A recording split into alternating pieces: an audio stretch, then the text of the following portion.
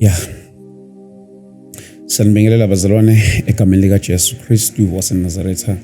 Sibonga uNkulunkulu kakhulu ngaleli thuba lanamhlanje, siyabonga kakhulu bazalwane, ngibingelele nje enhlana sezantsi kuphina kuphi la sifinyelela khona.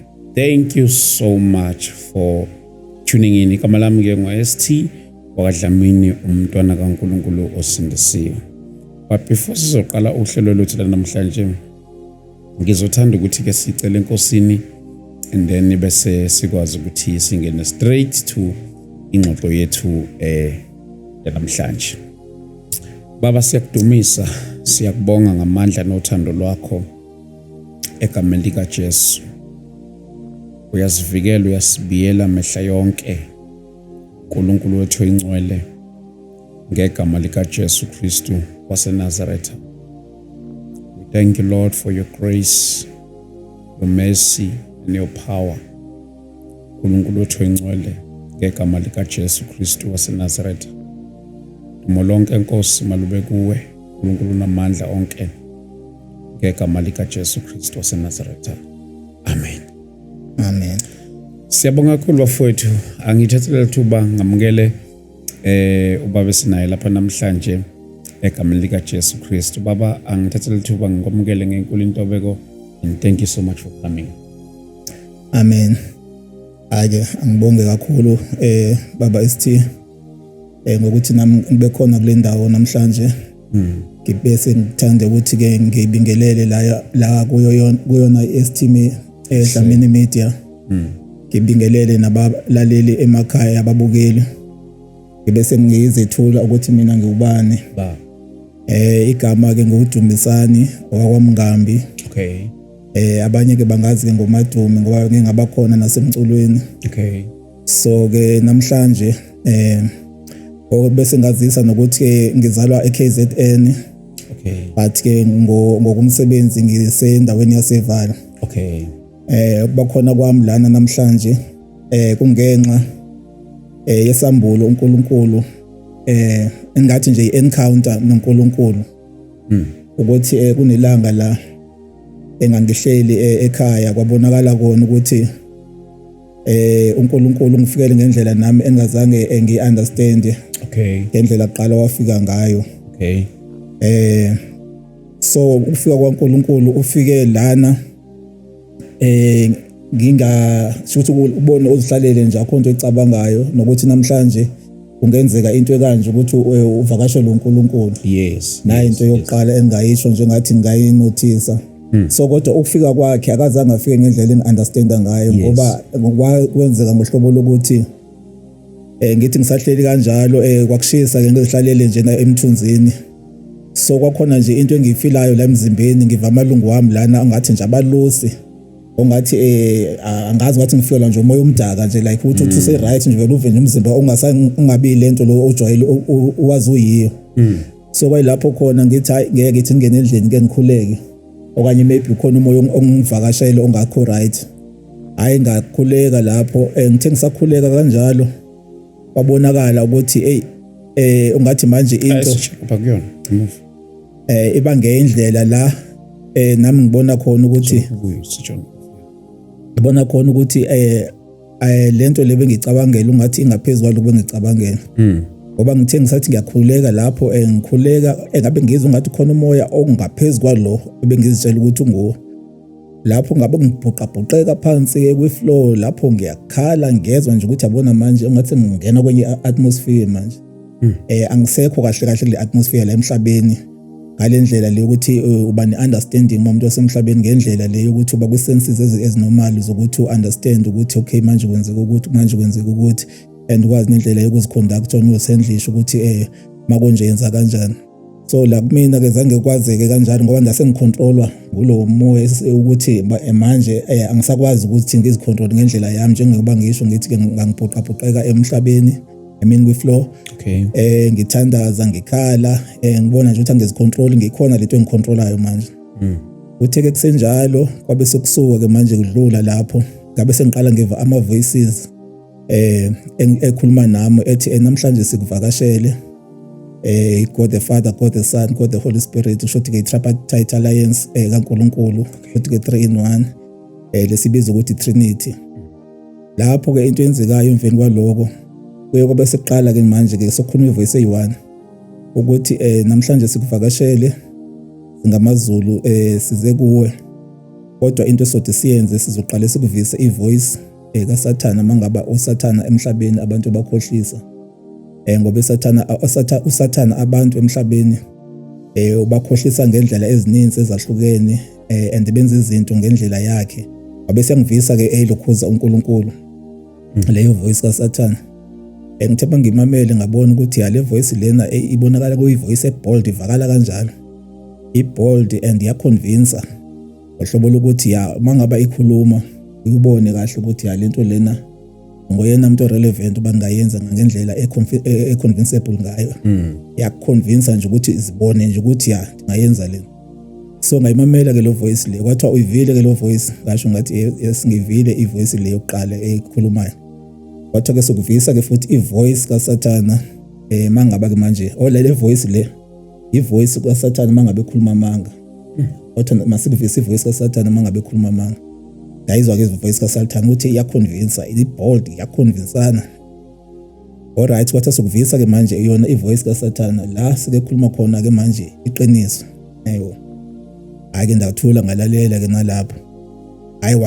Ngayizwa le voice la mandlebeni ukuthi manje le voice ekhulumayo ayisafana la voice le ngizwa ibold. Abokuthiwa makhulume khona amanga. Ibold kakhulu iconvince le. But masukuthiwa makakhuluma iqiniso kwayila ngibona khona ukuthi hayi manje ngeke. Kwasa nami nje ndinayo indawo ukufuna ukuhleka. Ngoba ngiyayibona ukuthi le voice lena ayisaconvincani manje. Lo muntu useyateketa. Yebo, umuntu ubona ukuthi yabona ukhuluma ngalandlela strong.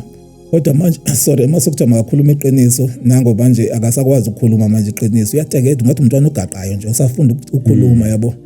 Hayi ngabona lapho ukuthi lento kufika ukuthi uSathana akalazi iqiniso. Lokusho into kanje. Yebo. Hayi ke ngaba convinced nami ukuthi no, uSathana inyana akayazi into ayaziyo ngamanga. Emangeni hayi ke uperfect ukukhulumeni amanga. Kodwa umse kweqiniso, iqiniso into akuyona into yakhe. Asala nami convince ngabe sengisho ukuthi hayi ngivile nalena ivoice and nami convince ukuthi uSathana lo iqiniso akalazi. Yebo. Hayi kwathi okay ke asihlule ke size kwinto ke manje esize ngayo kahle kahle kuwe namhlanje esikambele ngayo. So ke lena into engizongena kuyo ke namhlanje lena engizongena kuyo manje ngiyayazi ukuthi akuyona into ezo-understandwa ngumuntu wonke. Into like ekulevel ephezulu kakhulu edinga umuntu ukuthi ayimamele ngendlebe kamoya, not ngendlebe lapha emhlabeni, indlebe yenyama. And ngiyazi ukuthi even indlela zokumamela zehlukene, azifani. Kukhona ukumamela kulevel yenyama yabantu basemhlabeni. Abantu basemhlabeni ke kukhona iverse lapha ngicela nje ndidlule kuyo. Ngiyafuna nje ukucacisa lezi zinto lezi ngoba ziyadinga ukucaciswa. So ilapha yana kuye kuthiwa incwadi kaJude chapter 1 uverse verse 10.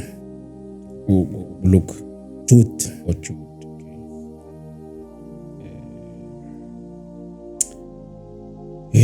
We are ready. That's why ukuzwa ukuthi inkosi ithini namhlanje. Jude chapter 1 verse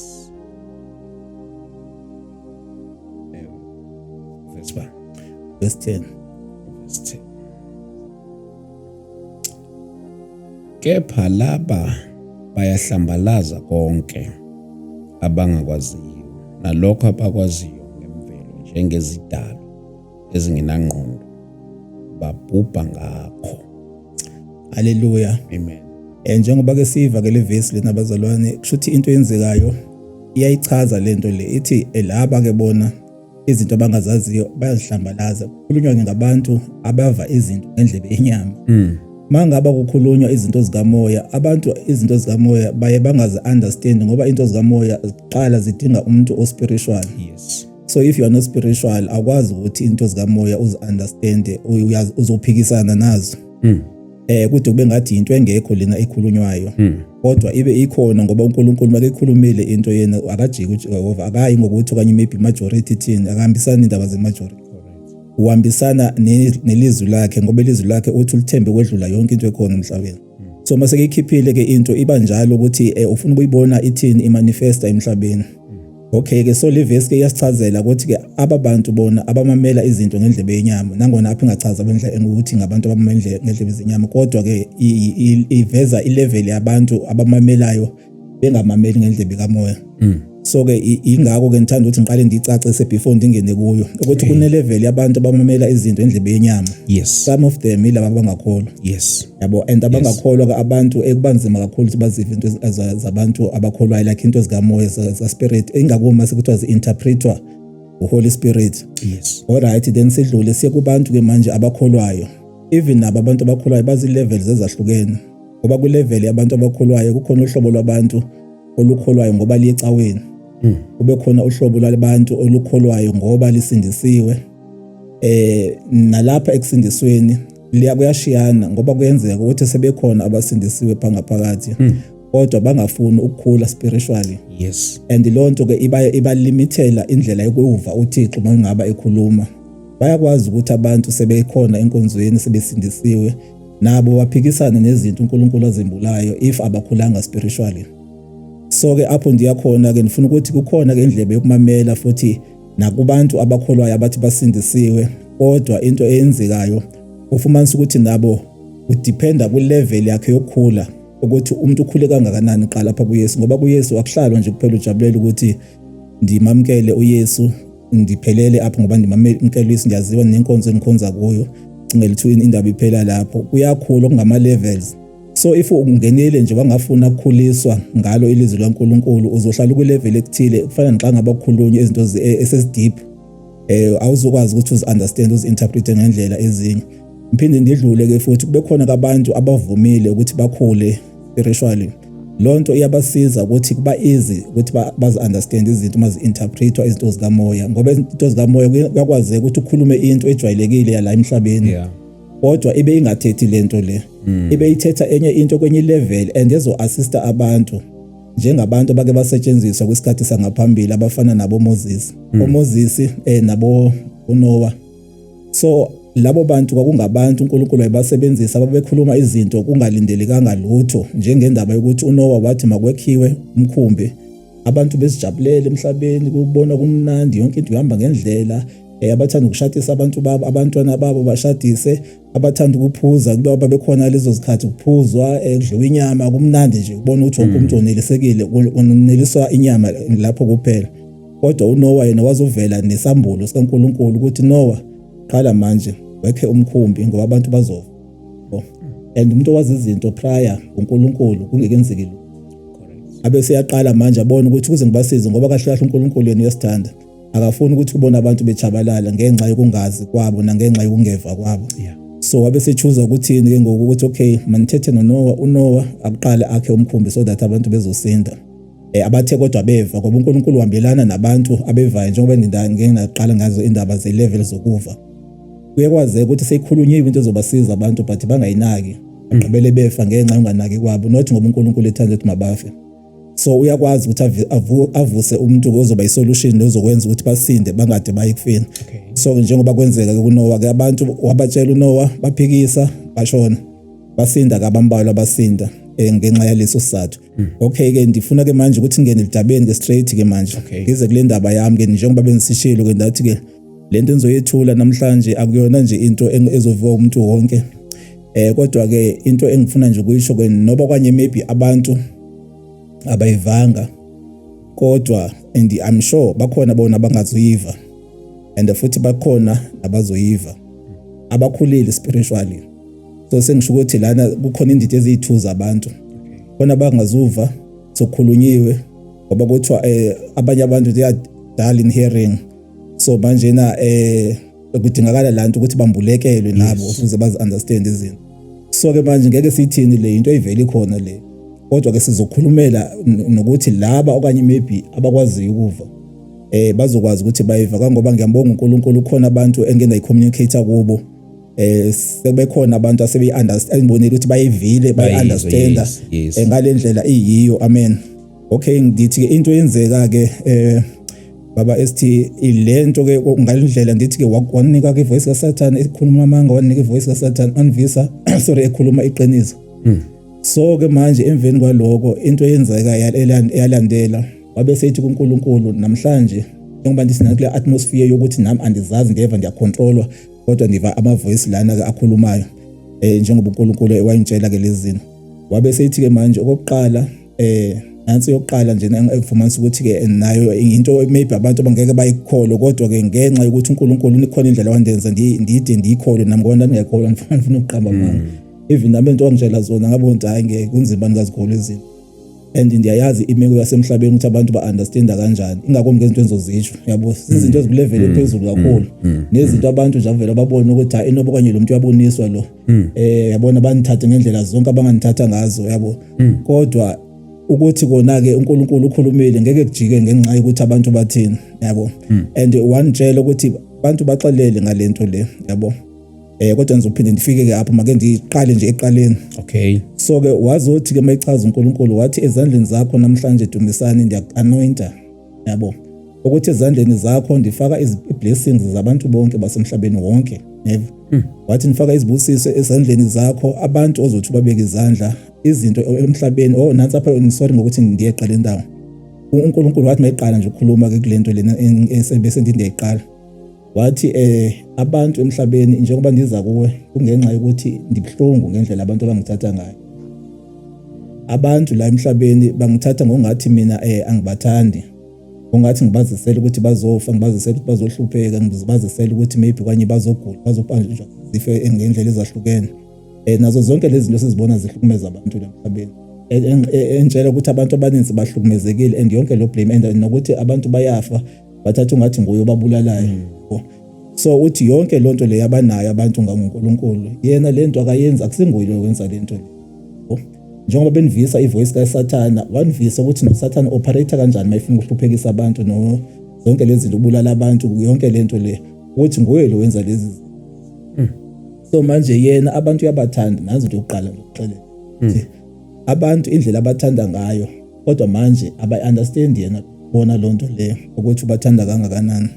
So isizathu ke manje sokuthi enze lento ezeke ngalamini kumi yabo ukuthi ufuna ukuthi kukwazeke ukuthi kumanifesteke ivesi la khona amavesi lana engicingela ukuthi nawe ndiyaxolisa ukuthi nimane ndilokhuza nje ukuthi inkulu lento so manje ngiyafisa ukuthi understand ngendlela yabo ndithi mase flow nje ndingabe saphinde ndibuye emuva yabo. Yes.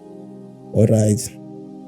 Okhona ivesi lana kuqala ivesi elana John chapter 14 verse 23.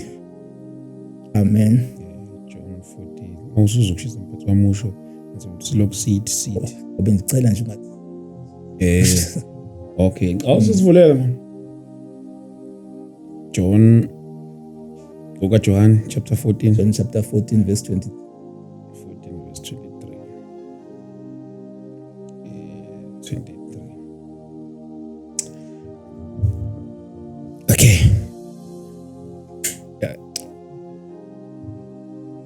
uJesu waphendula wathi kuye, uma umuntu engithanda uyakugcina izwi lami. Ubaba uyakumthanda. Yes. Siyakuza kuye sihlale naye. Ongithandiyo kagcina amazwi ami. Nezwi elizwayo akusilo elami kuphela ngelikababa ongithumileyo. Hallelujah. Ngicela nje ufake nesisindisini. Okay. See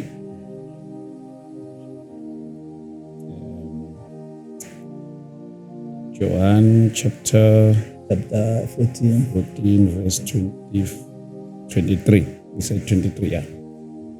Okay. English. Jesus replied, anyone who loves me will obey my teachings. My Father will love them and will come to them and make our home with them. Hallelujah. Amen. All right. So ke njengoba ichaza ke ukuthi ke loyo othobela amazwi wakhe uNkulunkulu noJesu bazoza kuye banze ekhaya kuye okanye bahlale naye lento le. So ke ulevisi ke ngibona ukuthi ngala day because bazalwane nansi into engifuna ukuthi si understand kahle yabo. ukuthi kunezinto lana njengoba sikholwa uNkulunkulu azembulayo ukuthi okay kunezinto ezikhulunyiwe apha eBhayibhelini. Yes. And iBhayibheli sahamba sayithatha njengento nje ukuthi siguqula abantu kuphela yabo. Yes. Sangabe sayibheka indaba ukuthi abantu masebeguqukile ke manje aya manifesta na amanye wamazwi akhulunywayo la eBhayibhelini. So ke manje ngokuhamba isikhathi uligcina ilizwi loNkulunkulu okanye maybe ukeepa the commands of the Lord yabo. So lapho kuhamba kambe uNkulunkulu afuna ukuzimanifesta njengoba isitsho le verse lena ukuthi uNkulunkulu uJesu noNkulunkulu ngenxa yomuntu ogcinayo yabo uyakwazi ukuthi ehle yabona lana. So ke ngaladay iyona into endacabangela ukuthi imanifestation yale verse le ukuthi uNkulunkulu ehle bazohlala nawe yebo ngoba ngalamini bathi bezini bazohlala nami and bangichazela izinto engizozichaza. So ngicabanga ukuthi kuyimanifestation okuyinto eright. At the same time ngicela nje sicethe nje sifune nje lamambala amavesi bese ngiyahamba ke manje singena straight kule nto ndingabe sabuyele emuva. Okay. Unifundele kuJeremiah chapter 33 verse 3. Jeremiah 33 verse 3. Ngibize ngiyakuphendula ngikutshela izinto ezinkulu nezifihlakeleyo ongazaziyo. Hallelujah. Amen. Amen. Njengoba ke isitsho apho ethi ndibize ngizokuphendula ngikutshele izinto ezifihlakeleyo ezingazaziyo. So ke nansi enye into bazalwane uNkulunkulu ayifunayo ukuthi sihambe asikwazi ukuthi asitshele izinto ezifihlakeleyo ngokumkhulu.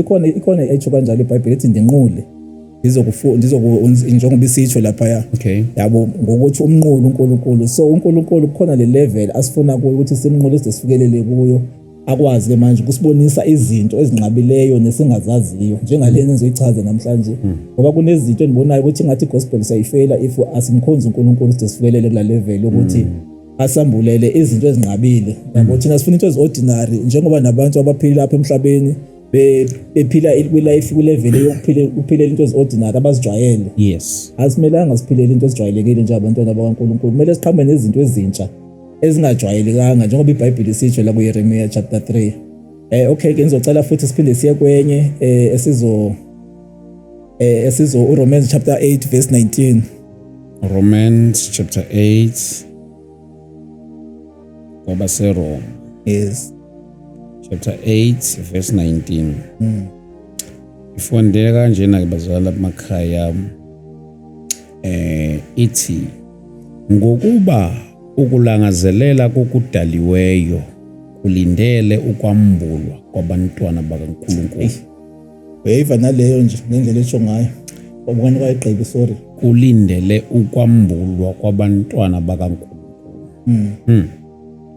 Ngokuba okudaliweyo kwabekwa phansi kobuze kungenge intando yakho kodwa ngaye owakubekayo ethembeni lokuthi nakho okudaliweyo kuyakukhululwa ebuqileni okubhubha kube ukukhululeka kwenkazimulo yabantwana bakaNkulunkulu. Amen. Amen. Alright, naye Job isichaza ke ivesi lapha ukuthi even indalo nayo elindele ukwembulwa kwabantwana bakaNkulunkulu. Mayitsho kanjeni iBhayibheli isho ukuthi kukhona uhlobo lwabantu ongalona uhlobo olufana nabantu basemhlabeni ncam. Kona singafana nje ngokuthi siyagqoka impahla njengabo, sidla ukudla njengabo, senza kanjani silala ezibhedini nasezindlini njengabo, kodwa kube kukhona something ekufuneka erevealekile ngathi ukuthi thina asikho apha for nje izinto eziordinary zabantu abazijwayele. Yeah. Siluhlobo lwabantu ukuthi sike sizokwembula izinto ezingekho emhlabeni ezingajwayelekanga zivele ngendlela kaThixo njengento yokuthi emhlabeni uThixo wathi make sidala wathi masenze umuntu ngomfanekiselo wakhe ukuze umuntu athini abe neauthority apha emhlabeni abe nerulership arule yonke into not ukuthi izinto sirule izinto zasemhlabeni. So ke kuyo yonke lento le njengoba kuthiwa indalo kelindele futhi indalo iyafuna ukubona the true sons of God emhlabeni abazoqhamba nezinto ezingaqhelekanga kwizinto eziqhelekile zalapha emhlabeni njengalena endizoqhamuka nayo namhlanje kwizinto eziqhelekile zalapha emhlabeni esizijwayele ukuthi hayi apha emhlabeni kwenziwa kanje nakanje nakanje kodwa uNkulunkulu wachuza yena ukuthi kulezi zinto esiziqhelile akaveze into engajwayelekanga kodwa abe eyazi ukuthi ufuna ukwenzani ngalento le okanye ningakwenzela nje umzekelo before ngene kuyo into efana nendaba yokuthi uyabona njengoba la emhlabeni abantu benezimoto khona kodwa mangangena kwesambulo ngoba ngoba iyande kakhulu kodwa naye iyangena nje kancane kulena into enizoyisho. Okay. Like into efana nendaba yokuthi yabona uma uhamba ngemoto awukwazi ukuthi imoto ngithi into esisebenzisayo ukuthi sithathe isikhawulezise sibeke endaweni yabo.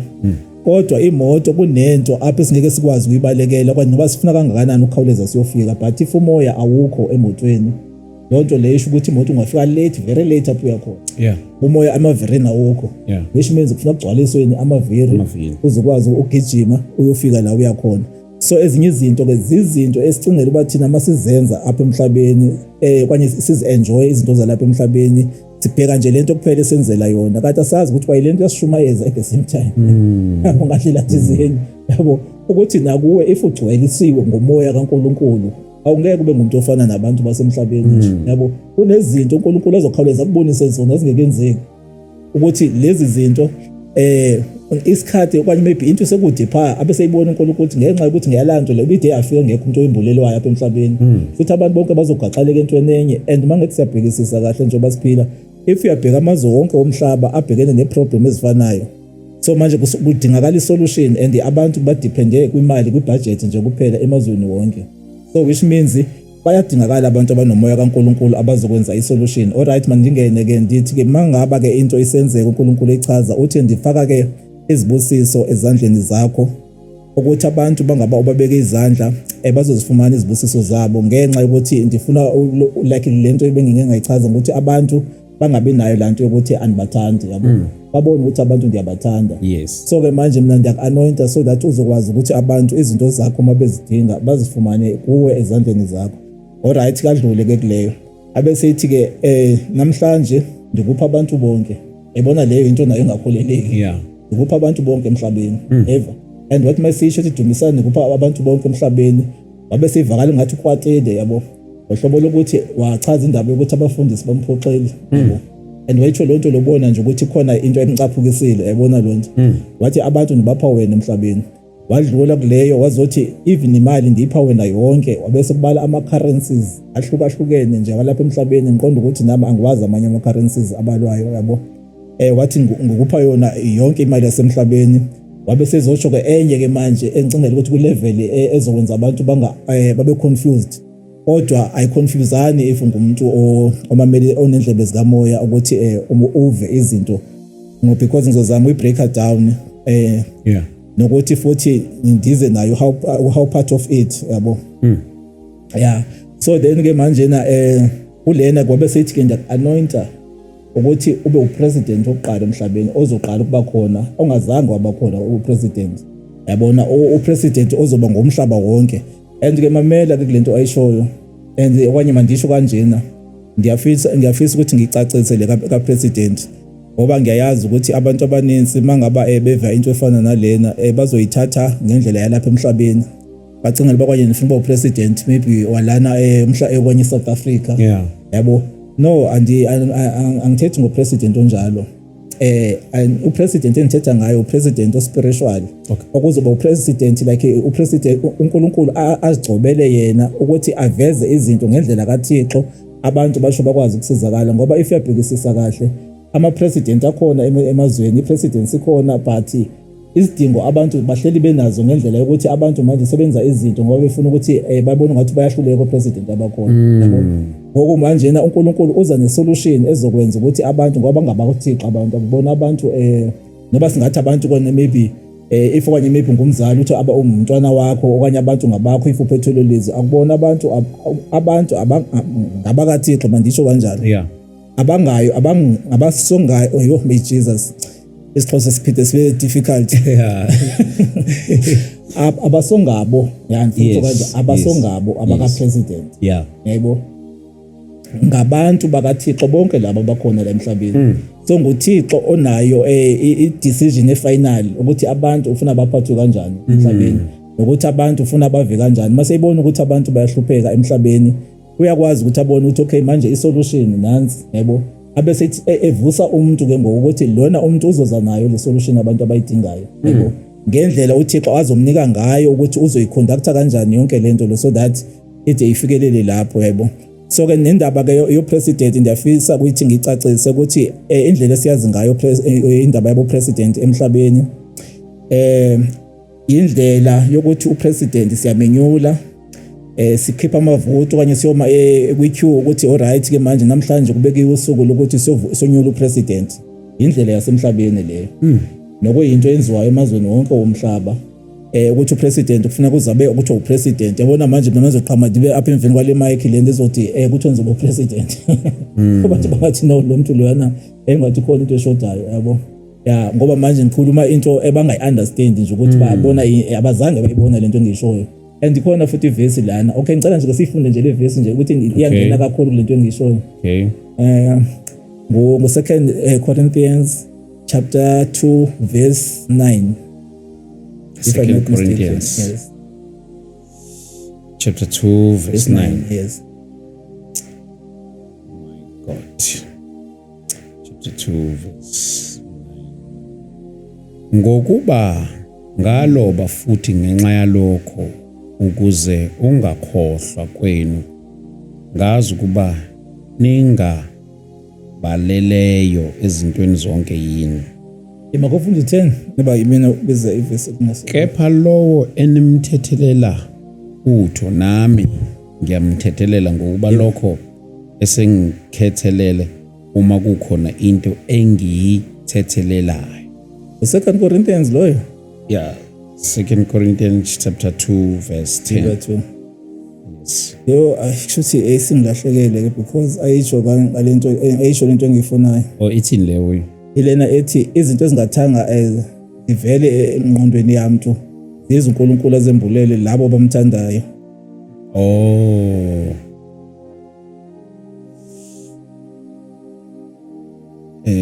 bathi ilahlekile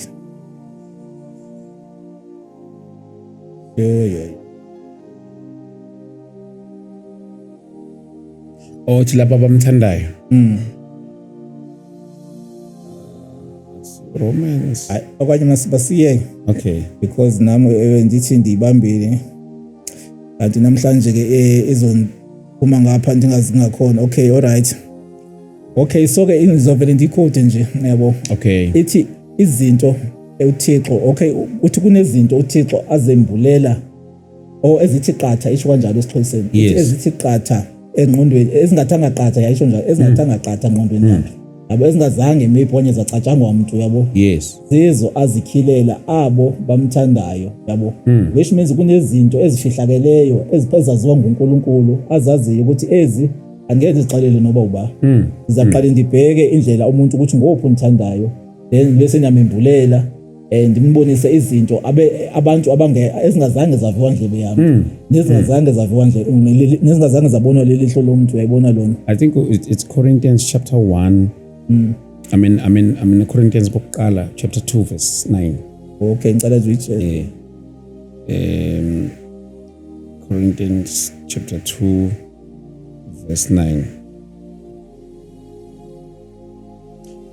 I mean Corinthians bokuqala chapter 2 verse 9 okay kepha kunjengokuba kulotshiwe ukuthi lokho iselingakubonanga nendlebe engakuzwanga yes okungavelanga enhlizweni yomuntu uNkulunkulu ukulungisela abamthandayo haleluya ukuba kithina uNkulunkulu kwambulile ngomoya ngoba umoya uhlolisisa konke yebo nokujulileka kukaNkulunkulu hayi ngicabanga sevela azichaza yonke yeah bangangabe sacacisa into eninzi nje injalo nje yabo manje ngicela ungayicacisi sizichaze kakhulu so ke injalo ke into ifana ke nalena endishoyo ukuthi ke ngoku uNkulunkulu uchoose ukuthi azinyulele ipresident ezokwazi ukuthi abantu ibe ne-understand okanye yona i-understand izinto ngendlela kaNkulunkulu ukuze abantu bancedakale ngoba abantu ngabakaNkulunkulu badalwe uNkulunkulu so that abantu bakwazi ukuthi basizakale ngendlela kaNkulunkulu if uNkulunkulu uyabona ukuthi emhlabeni abantu bayahluleka so yena njengomuntu obadalile abantu uyakwazi ukuthi abe nayo isolution kodwa ke sorry uThixo akakwazi ukuthi azenzele izinto emhlabeni uThixo ukwazi ukuthi asebenze ngomuntu apha emhlabeni ingakho noJesu Kristu wathi mayifika kwanyanzela uba makabe nemizimba womuntu ukuze akwazi ukwenza imisebenzi yasemhlabeni. Yes. So ke namhlanje ke ndiyafuna ukuthi ke ukuthi nalendlela uNkulunkulu echaze ngayo ke iveze kanjalo. Lento bengisachaza ukuthi o-president abakhona ke emhlabeni ngiyaba respecta kakhulu, and lento engichazayo akusho ukuthi okanye maybe izophazamisana nenhlelo zabo Yes. abenza ngazo. Yes. O-president bazoqhubeleka babe ngo-president ngendlela yabo yala emhlabeni, nabantu futhi indlela ababa-understanda ngayo izaqhubeleka ihambe kanjalo, ukuthi izokwenzeka ngalendlela. I-presidency makuthethwa nje i-presidency kuyaziwa nje ukuthi iconductwa kanjani yonke i-process yakhona. So ke lo i-process ke andikho kuyo, ndikulena ke uNkulunkulu andembulele yona, ngoba ngiyafisa ukuthi okanye ndiyiphinde okanye ngizoyichaza masiqhubha. Okay, wabe sitsho kanjalo ke ekubeni ichazile ke lonto leyo, kwasho ukuthi ke nami andikholwa, njengoba ndisho ukuthi abantu abaninzi ngeke bayikholwe, kodwa ke ngabantu abazoncedwa uNkulunkulu ngomoya wakhe, njengoba uchaza ukuthi umoya kaNkulunkulu ngoyokhile izinto ebantwini, njengoba nayo lena ayikhile. Nami zange ndicinge ngisho ndivuka ngalosuku, yafika nje ngolwasuku ndiyikhilelwa uNkulunkulu. And uma ndibhekisisa futhi kahle ngalendlela uNkulunkulu ayembula ngayo, yabona ukuthi yazi lento lena indlela uNkulunkulu ayitsho ngayo iyabonakala ukuthi izowasiza abantu emazweni abaningi. Abantu bazoncedakala ngoba i-solution kahle lena uNkulunkulu azanayo, ngoba uNkulunkulu izinto zonke mandithi life qala i-spiritual, yabo. Abo president bona badila nezinto ngoba sebeqale bayibona ukuthi lapha yana kunengxaki yokuthi abantu bayagula, basho baqale babheka ibudget ukuthi imali ingakanani, bese bedila ngaleyo nto ngenxa yebudget abanayo. If bayabona ukuthi abantu bayahlupheka, siyabona mos ukuthi i-rate ye-unemployment iphezulu kangakanani, yabo. And nabo bayafisa ukuthi babasize abantu, kodwa manje i-problem ukuthi i-budget yabo yiyo bacontrolayo, yabo. Bacontrola i-budget into nganye abazothi bayenze. So if i-budget ayivumi futhi ezinye izinto ziyayekwa, baze bakhala abantu nangemigaqo, bakhale nangamanzi, and bade baqabele abantu bekwandi crime, njengoba ubona ne-crime ukuthi seyandi kangakanani. And ke kuyo yonke lonto leyo kuzo zonke izinto ezenzekayo, because enye into engifuna ukuyichaza njengoba ngichaza ukuthi uNkulunkulu lento ayichazile iyaveza kahle kamhlophe ukuthi apha emhlabeni if abantu abadili nezinto ngendlela espiritual angeke isolution ibe khona. Bazozama nje ukuthi ba-enforce i-law ukuthi makuboshwe abantu if bayamosha, nokuyinto e-right leyo ukuthi mangaba abantu bemosha babanjwe, akusinto esingayiphikisa. Umthetho kufanele u-applyile mangaba izinto ezingenziwa ngendlela, kodwa kuyabonakala ukuthi even abantu bomthetho noba bengazama ngeyiphi indlela abangeke bayinqobe into spiritual, because into like i-crime qala yona qala i-spiritual, i-poverty spiritual, i-sicknesses and diseases spiritual, yonke into i-spiritual ngoba nomuntu nayo spiritual kwayena. So ke manje if abantu abana understanding, and ke cinga ke mangaba ke silidwa abantu abangayi-understand i-life ukuthi spiritual, which means kupurpose yakhona, ngoba izinto ze-spiritual, that is why ubona ngathi uthi akudilwa nento ethile but vele ubone i-escalator instead of iya-dropper, yabo. Ngoba ngani akudilwa nayo straight kule ndawo kumele kudilwe kuyo e-spiritual, yabo. Kanti mangaba manje kukhona upresident ozo-understanda izinto ngendlela e-spiritual ukuthi okay lena impi mandiqobe in the spiritual realm, so that izokwazi ukuthi manifeste ntoni apha emhlabeni izinto ngendlela efanele, ezokwazi ukuthi accommodate abantu ngendlela ezokwazi ukuthi abantu babone ukuthi utshintsho luba khona, abantu bayabesinda, ziyadrop i-crime, ziyadropa ama-sicknesses and diseases, ziyadrop i-poverty ngenxa yokuthi kudilwa nalapha into ecreatwa khona ku-spiritual realm, because zonke into zenzeka emhlabeni, yabo. Kuthiwa life is spiritual, it was manifested to, yabona ukuthi it was created ukuthi manifest apha in the physical, yona i-spiritual, yabo. So manje izinto thina sizibona la emhlabeni sezimanifesta, zonke into ze-poverty nokugula kwabantu ne-crime ziyamanifesta apha emhlabeni, and sidila nazo ngendlela yenyama, yabo. Ilihlo lenyama ukuthi siqale siyibone sibe sisenza kanjani ngokusidile nayo ukuthi ngoba lento lesayibona ungathi iyakhula, even abazalwane ubone ukuthi manje nabo instead of bayibheka nabo ngelihlo lenyama, ngisho ukuthi bonke bakhona abakwazi izinto ukuzibona ngelihlo likamoya, but kukhona kwanye uthola ukuthi nabo into ethethwa lihlabathi nabo bangqinelana nalento ethethwa lihlabathi, engababona badila nezinto kwelizwe lakwamoya ukuze kumanifest into ezi-right la emhlabeni. Ndifuna ukutsho ke ukuthi ke even no president if abakwazi ukuthi babe nalo ilihlo le-spiritual, wabayasilida, kodwa unobhekisisa kahle ukuthi ubone ngathi leli side ka-spirit abalithathi serious and balida abantu aba-spiritual, because mawulida abantu emhlabeni kumele understand ukuthi umuntu spiritual ukuthi man is a spirit, he has a soul, he lives in the body, and he's a spirit, he lives in the body, he has a soul, he lives in the body. Yabo, which means naye ukathathu umuntu yabo. Correct. It's divided into three. It's into three, yeah. Yeah, so manje le side elika physical yabo lelo nalifocus kakhulu, and lonto lecinga kade sabakhona manithi mangathi kade sabakhona zininzi generations ezibe khona apha emhlabeni zidlule yabo, but eyona focus kube khona kakhulu le focus ukuthi kufocus kakhulu kule side la physical okanye ka libody. Yayibona lonto leyo ukuthi kunakwe ibody, njengoba abantu bevuka ukusebenza beyosebenza basebenzela nje ibody kuphela. Njengoba abantu benza njani bezijabulisa, uthola ukujabuliswa nje ibody bezenza yonke into abayenzayo focus ku side la body kuphela, aba focusanga kweli ka spirit. And ke manga kuthiwa man is a spirit, which means akuyena umuntu lona thina simbonayo, sibona umzimba womuntu, asibona oyena muntu apha kulomuntu lona lo mzimba esibonayo lapha kuye ngaphakathi inner man, yabo lokufuna ukuthi kustrengthenishwe yena ukuze umuntu lo, ngoba yabona ibody ingathi ifana nani, ifana ne-instrument okanye maybe overall, mandibeke kanjalo, ingathi ngathi instrument or overall ukuthi sigqokiswe umzimba, yabo thina silapha ukuthi umzimba ngaphakathi, ngoba umuntu lapha ngaphakathi ifana ndaba ukuthi umuntu makeshonile umuntu uyakwazi ukuthi sithi simbona nanku lele phasi sithi ushiye kanjani kodwa nangu umzimba wakhe ukhona nangu, yabo ingenxa yani ukuthi umuntu phaya oyena muntu phakula muntu luyana ulo bengumoya kuye. So if asithathe serious lo ndaba lena sizokhala kakhulu mangaba umuntu ehambile kanti asikhange simnakekele ngezinto zakwamoya qala, yabo make nakekelwa umuntu ngezinto zakwamoya isho imncede naye lonto le yakwazi ukuthi iprolong life yakhe ukuthi angakhawulezi ahambe emhlabeni. Ukhona abantu abahambile emhlabeni basishiya, kodwa mawubhekisisa kahle uthola ukuthi lo muntu loyana iside la spirit bengalinakanga, unake iside kakhulu le body, and iside ka body kuthiwa if ufunda kwiGalatians chapter 5 verse and maybe from 17, I'm not sure, or 20 or 21, ithetha ngezinto zenyama lapha, yazibala zonke izinto zenyama, imisebenzi yazo ukuthi nazi izinto yazilista lapha.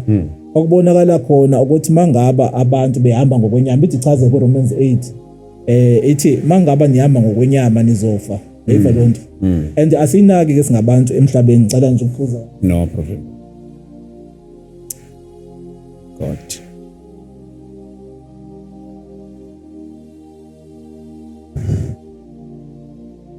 So ke njengoba ichaza njalo iBhayibheli ukuthi manihamba ngokwenyama nizokufa, lonto izama ukuthi ubonakalise ukusithanda kwakho uNkulunkulu, ukuthi uyasithanda, uyasigwema ukuthi masisigweme into zenyama, ziyabulala into zenyama, yabo.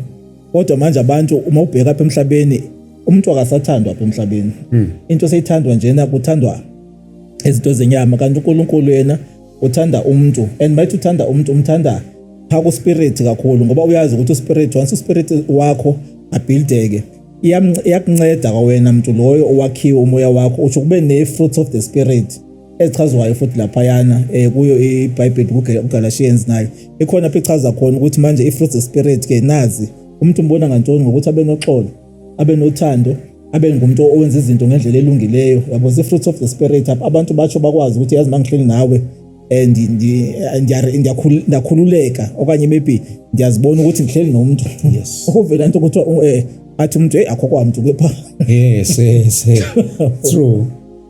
Ezo zinto ezitshisa ukuthini kushuka akakhiwanga la muntu spiritually, once kuthi akho umuntu phaya na spiritual ufeel wa spiritually dead, yabo. And kukhona abantu aba spiritually dead nje baphila apha emhlabeni, uthi uyaphila kanti kade wafa ngoba ufe emoyeni. So manje once ufe emoyeni ku-easy ukuthi noSathane akubulale even akwi-bodily form yakho, yabo. So that is why kubalekile ukuthi oyena muntu kufanele nakho apha emhlabeni ulo kamoya more than lo wenyama. Lothina ke manje uSathane uziconfusele lezi zinto lezi, wakhetha ukuthi masifocus kakhulu enyameni, yabo, sikhohle ngulside likamoya. Most yabantu bade bahamba emhlabeni abanye bengayixelelwanga lento le, yabo. Into ekusho kona ukuthi abantu mabefuna ukuphila emhlabeni uThixo into azikhulumayo akakwazi uThixo ukuthi athethe into eqamba amanga. Makekhuluma uJehova usube ezokunceda abantu, qha iproblem apha emhlabeni kuyiyona nto eyiproblem eserious lena enditsho enzoyitsho ukuthi abantu abafuni ngimamela, bathanda ukuphikisa, yabo. ngokuphikisa kwabo kanti ababoni ezizinto njengoba ngeke ndachaza ngathi uSathane lo bengixelelwa ngaye ukuthi abantu abakhohlisa yabo bathanda kakhulu ukumamela ivoice kaSathane kunokumamela ivoice kaNkulunkulu. So ke ndilonto leyo iyona ke manje enza emhlabeni bekhona lama problems esibhekene nawo. And enye into efungachaza njena if ubheka la verse ka Genesis chapter 1 verse 26 apho kuthiwa let us make man in our own image yabo, let them have dominion or let them rule yabo. Futhi la verse liyana ayikaka manifest even yona la verse masibone ama problems emangaka nokuthi futhi bonakalisa ukuthi abantu abaka understand ukuthi apha emhlabeni sizothini. Abantu bacabangela ukuthi njengoba sikhona emhlabeni sizele ukuze soba nezimoto, sibe namakhosikazi, sibe nabayeni, sibe nemizi, sibe nemisebenzi, sibe nemali, sifunde yabo. Nazo eziphilelwa ngabantu nje emhlabeni bacela basizele lonto le. If ungumuntu khona apha emhlabeni onazo lezo zinto abakuthathe serious yabo. Kube ngathi hayi lona umuntu ayikho indaba yakhe athona impilo nje yabo, ungathi into nje wena yabo. Kanti uThixo iyacounter indaba yokuba khona kwakho apha emhlabeni. Ngisho noba ungathi ngumuntu ohlala emgaqweni, uNkulunkulu la muntu lamthatha serious. Ngoba uyazi bakuno la muntu uspirit kahle kahle. Akayona lento simbonayo thina apha ngaphandle yabo. Outside appearance yakhe akakhathali kakhulu ngaleyo into, ukhathala kakhulu ngomoya wakhe. Umoya wakhe uyazi ukuthi if unakekele uzoshulungisa even ebody yakhe. Correct. Uyazi ukuthi kulento bendithetha ngike ngathetha indaba yokuthi okanye umuntu i-instrument or i-overall esiyincishisiwe. Like yazi amalungu la wethu womzimba ayakwazi mandithi into owasebenzisa kuyo kakhulu wasebenzisa kwinto oyiyo ngaphakathi. Into esukubona thina oyiyo apha emhlabeni ingenxa yento oyiyo ngaphakathi. If ngumuntu obulala abantu kushuthi lento leyana ikhona into ekhona kuwe ngaphakathi ekhuthaza lonto leyo oyivumela ukuthi mayikwenze ezo zinto. If ngumuntu orobha abantu kushuthi lonto into oyivumele wena kuwe ngaphakathi kuqala spiritually kuwe ngaphakathi. Kodwa once ukwazi ukuthi uvume uba ngumntwana kaNkulunkulu like indaba yokuthi okanye maybe ilizwi ulithathe serious ubuildeke spiritually kuzophuma futhi izinto eziright ngawo. Sobona uthatha izpeaker uyoma emgaqweni uxolela abantu ngoNkulunkulu, sibona uye esibhedlela uthandazela abantu, sibone wenza izinto nje ezokwenza abantu babone ubuhle bokuba khona komuntu emhlabeni. Njengendaba yokuthi akusafani njengangoku kumaxesha esiphila kuwo. uSathane segijima ngelevel ephezulu ukuthi manje qala sasesaba izinto okuthiwa zizigebenga yabo, esazi noba intoni isigebenga kodwa sazi ukuthi isigebenga kuyona umuntu. But today izinto sezatshintsha, so wesaba manje umuntu ukuthi ngati okanye uhamba endaweni ethile udibane nomuntu uyesaba ukuthi akanye angangikhuphele umbese okanye akhuphe intoni androp yayibona lonto le into ze robbery zonke lezi zinto. So kwesatshwa abantu manje instead of kwesatshwa izinto ezazesatshwa before ngenxa ukuthi uSathane segijima kwi-level ephezulu. And lonto ibonakalisana ukuthi abantu abembulekelwanga into yokuthi ubani umuntu apha kuye. Bacingela ukuthi umuntu yena ngulona oyibhodi, kanti ibhodi nje into sosebenza ngayo apha emhlabeni. Ingakho noJesu Kristu wafika wanikezwa ibhodi yokuthi asebenze apha emhlabeni, wabe seyithi uyasishiya uzothumela umoya wakhe ozokwazi ukuthi asifundise konke yabo. And naleyo into isafuna uchaza kodwa ke ngicela nje ukuthi ngingangeni kwezinye izinto ngoba ziningi kakhulu. Mangeke ngingene ngalena ebedize ngayo. So ke ndithi ke lena ukuthi esekhulumela uNkulunkulu ezabongikhilela indaba kaPresident ukuthi ke uPresident ke into enjani iPresident ayifuna, uPresident onjani amfunayo emhlabeni ukuthi aoperate yabo, ukuze abantu bakwazi ukuthi basizakale. Ngoba imanga uPresident bengayi-understand into kaSpirit abangeke bakwazi ukuthi babasave abantu ngokupheleleyo. Bekona mkhulu umsebenzi abawenzayo because ukuba khona kwe-leadership yabo kwi-country nganye iyakwazi uku-assist abantu abaninzi ukuthi bakwazi ukubenefit ezintweni ezithile. But ngenxa yokuthi badepende kwinto ye-budget nento zelokhuza zokuthi okanye maybe intoni leyo ezobe yenzeka ngelo xesha babe sebedila kwakushuthi mfuna ukuthi into bangayiboni before yenzeke yabo. Ngoba kudilwa nezinto apha emhlabeni ngoba seqale kwenzeka into nothi ngekenzeki. uNkulunkulu ufuna ukuthi kuzoba ngumuntu ozokwazi ukuthi izinto azivimbe zisa-create upha in the spiritual realm ukuthi zingade zimanifest apha emhlabeni if zirong yabo.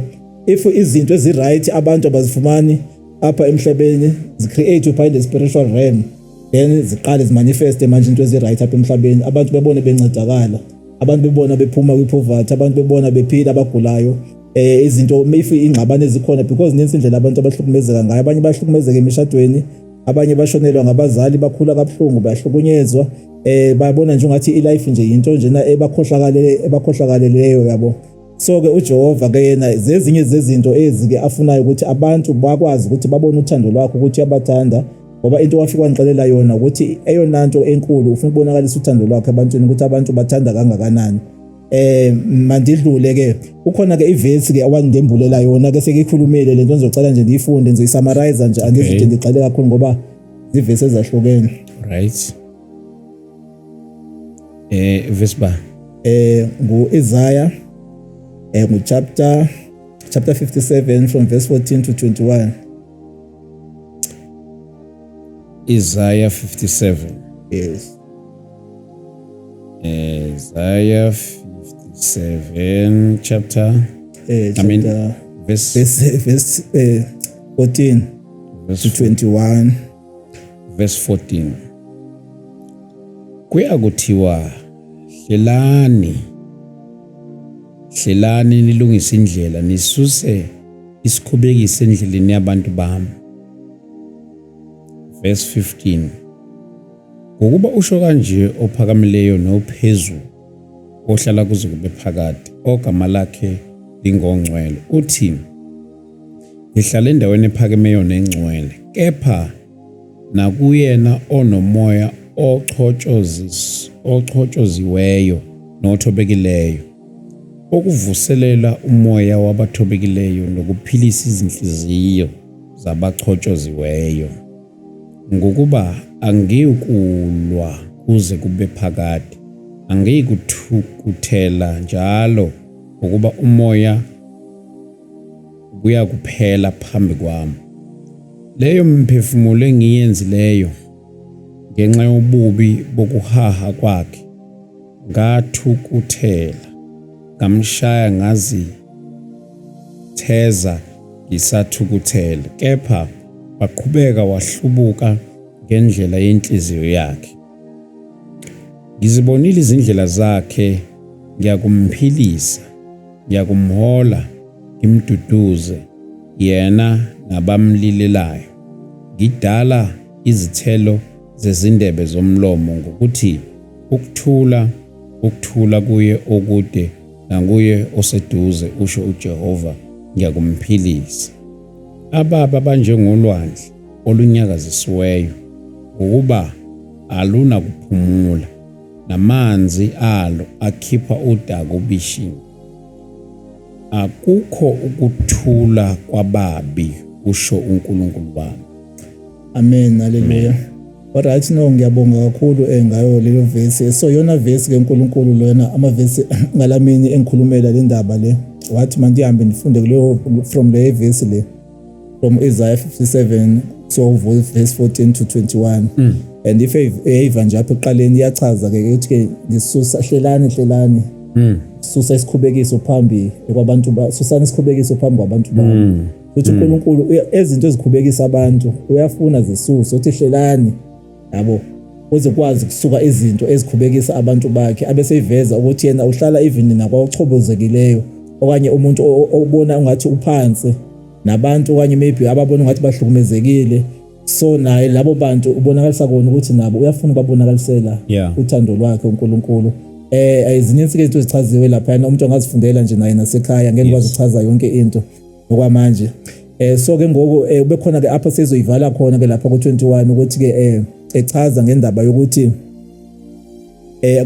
khona abantu like inhliziyo zabo ezifana nolwandle elwandle likhipha ububi futhi iziziba khona la nto uthi andithi azibona iziziba into ezifana ezikanjani ukuthi mangaba izibi amanzi eclean bese bakhona izibi ziwenza yawangcolisa amanzi ayibona lona futhi inhliziyo zabo kabo bantu uthi zinjalo and uthi labo bantu abasoze basizakala yabo which means apha emhlabeni njengoba uNkulunkulu efisa ukubanceda abantu kodwa khona lo hlobo lwabantu ngenxa inhliziyo zabo ezimbi abangeke bakwazi ukuthi bancedakala until baguqule inhliziyo zabo bavumele uNkulunkulu ukuthi enze njani abasize nezabo inhliziyo ngoba kahle kahle mangabe uNkulunkulu enza izinto ukusiza enhliziyweni kuqala nasengqondweni so if usizakalanga uvumanga ingqondo yakho ibe renewed okanye ibe transformed so lonto leyo ikwenza uhlale uhamba ngendlela endala ngoba uNkulunkulu unguNkulunkulu wezinto ezintsha.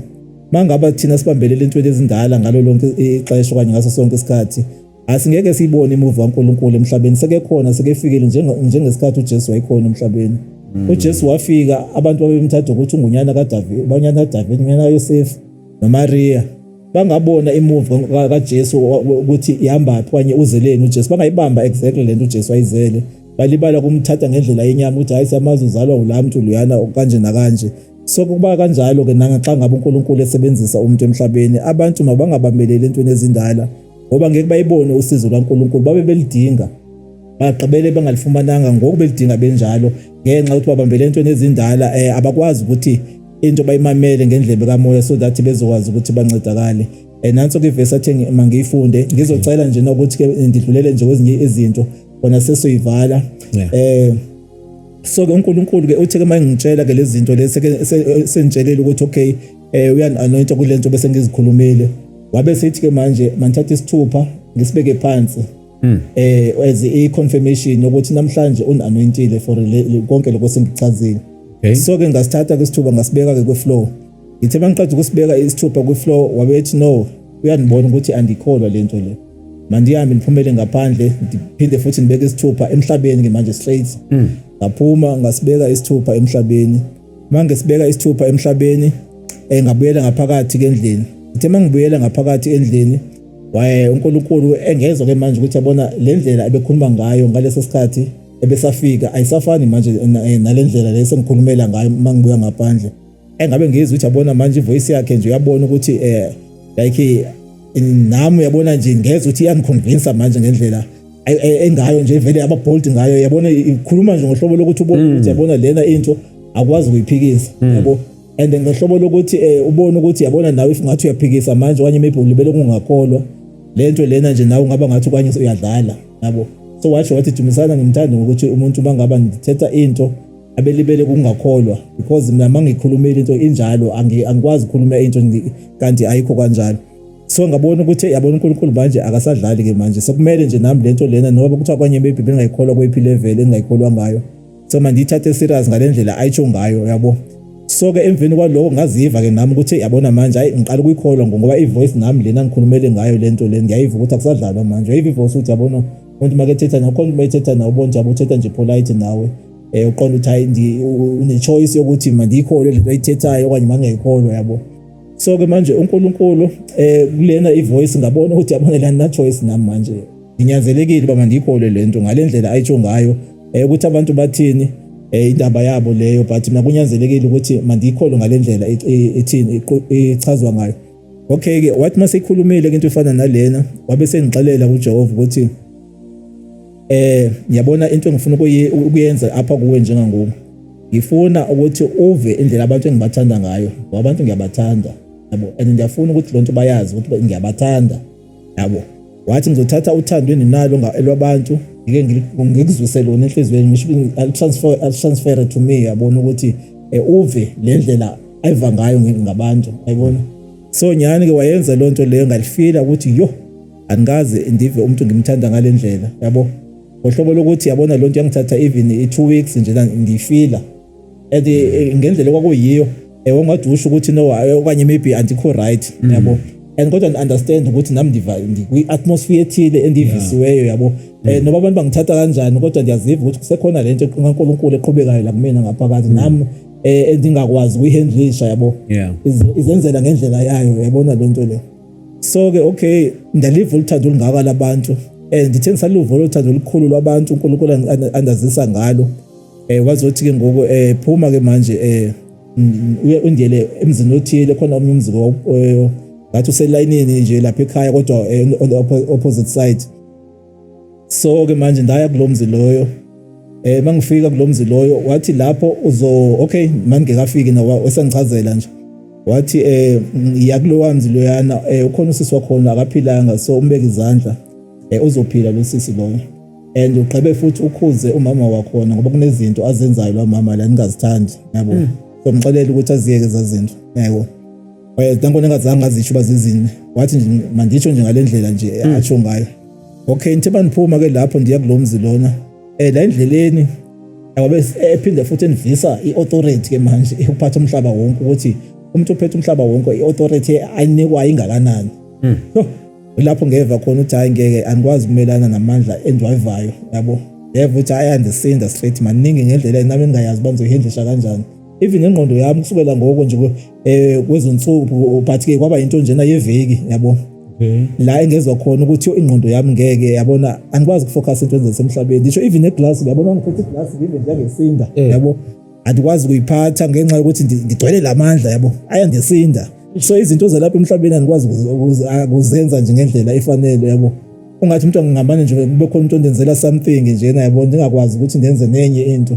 Manje kusanansika lento. Parambulator lento lena apha kuma emzimbeni yabo. Ukuthi amandla manje. Okay ngithe kusenjalo kwabe seyithi wathi elikhuza esandvisile wathi ndifuna ukuvisa ke manje iworks zomuntu ophethe umhlaba wonke ukuthi zinjani. And lapho manje ngihamba ndaqala ndeva nami ukuthi yabona ndisaya kulomzi njalo. Endeva ukuthi yabona manje lezi works endihamba ngazo kuzona iworks zami lezi. Yaziva ezigcwele authority eziworks endihamba ngazo yabo. And abe ndithe chu endiva ukuthi yo yazi abantu ke bani understand abantu abandaze bandenzana. Wamanje nento ezingaqalekanga. And ndiku atmosphere endizivandedwa ukuthi ndikuyo. Umuntu onibhekile nondaziyo akangeke understand. Ngeke understand.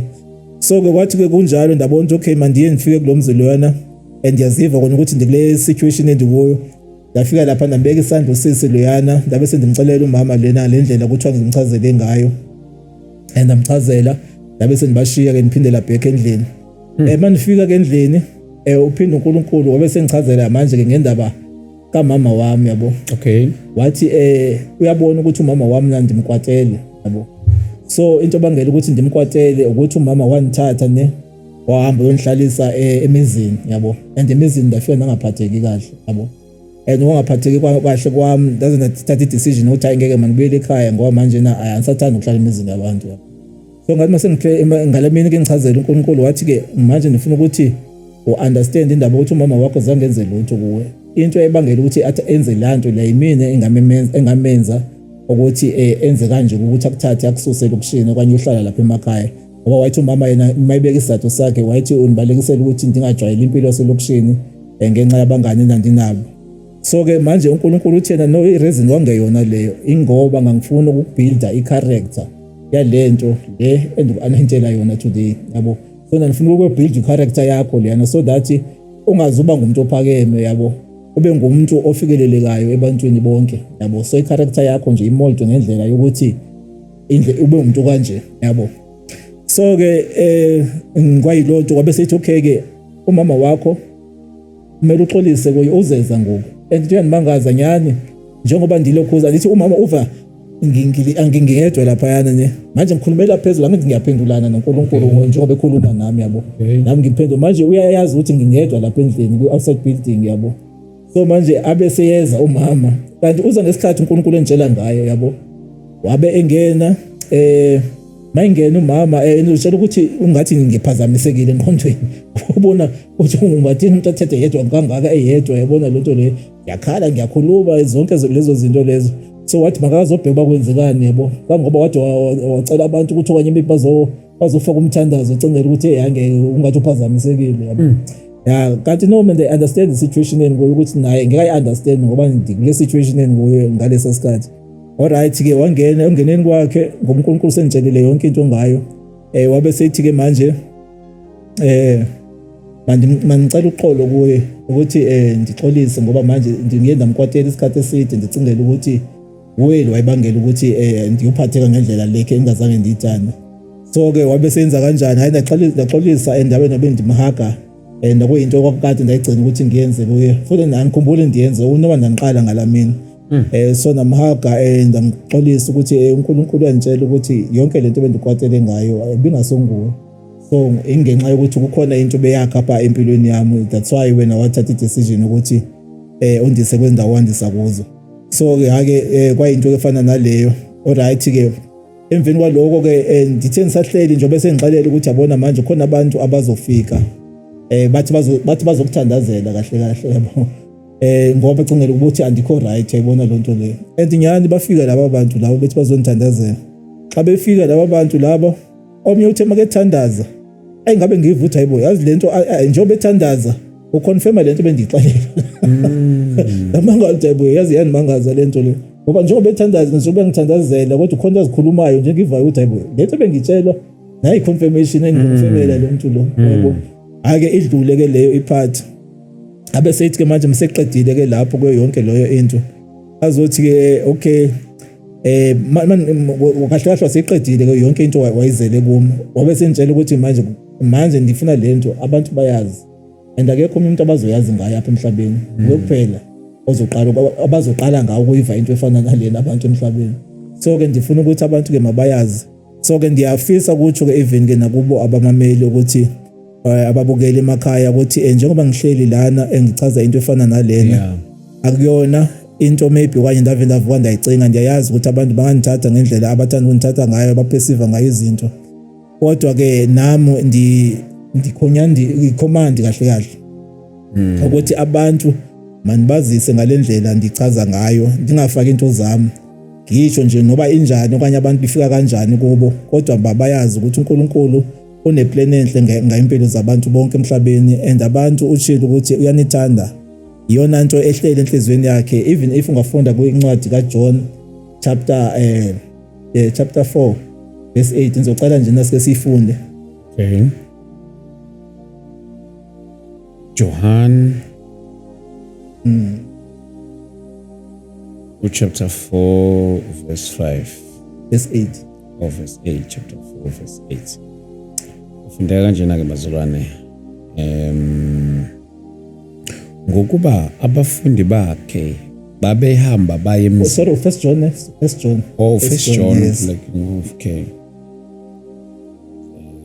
first John uJohn oqala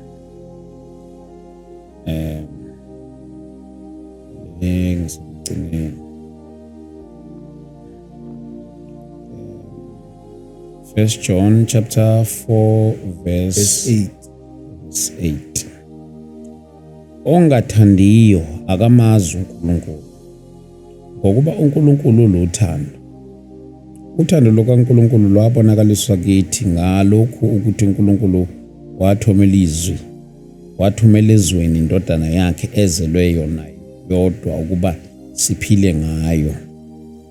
Uthando lukulokhu ngesikho ukuthi thina samthanda uNkulunkulu kepha yena wasithanda thina wathuma indodana yakhe ibe yinhlawulo ngezono zethu.